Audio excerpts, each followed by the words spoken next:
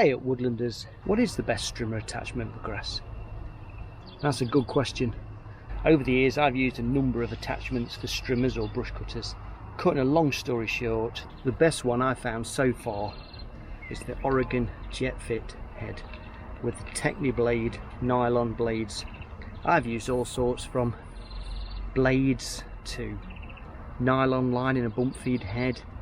I've used shredder blades, which are great for bramble.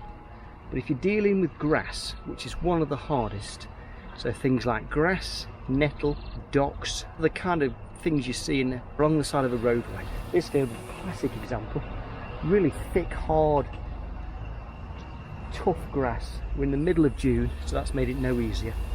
But these have got serrations all the way down, and there's a head that fits onto your average sort of brush cutter. It's a multi-purpose head. I've got it fitted to a Stihl FS450, which is a proper big brush cutter. And this head has been designed for a 40cc plus, which is mine, I think, is nearly 50cc. And you can get a smaller head that's designed for smaller machines of about 25cc.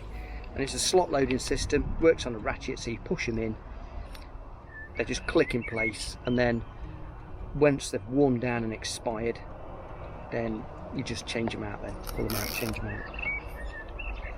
But because of the serrations, they just lacerate the grass. They actually slice through it rather than trying to bruise it.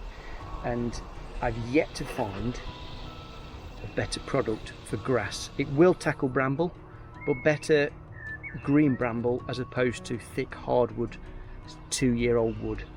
It does do it, but it ends up eventually you'll snap the blades. I've been using them for about 10 years now. This is still the original tube I bought. You get yellow and red ones normally. You might be able to see those in there. They're about a foot long or so.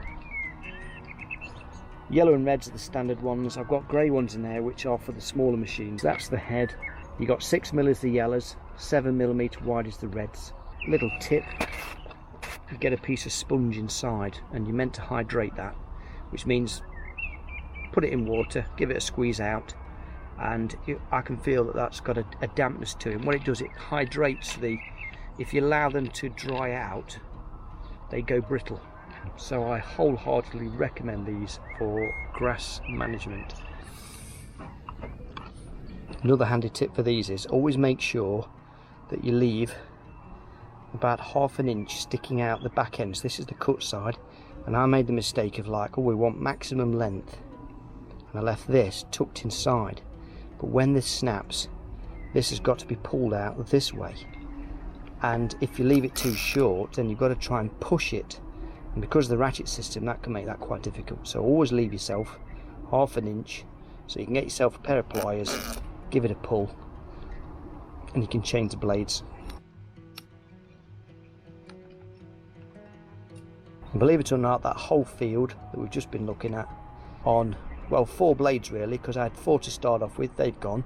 Put these 4 in, and we can still use these for the next job. A little postscript to this. The other day I got a message on YouTube about whether I'd used the metal shredder blade in the field that I did, which led me to think, is the shredder blade going to be better than the Oregon blade? So that's laid the gauntlet down for a comparison test. So I hope you found that useful.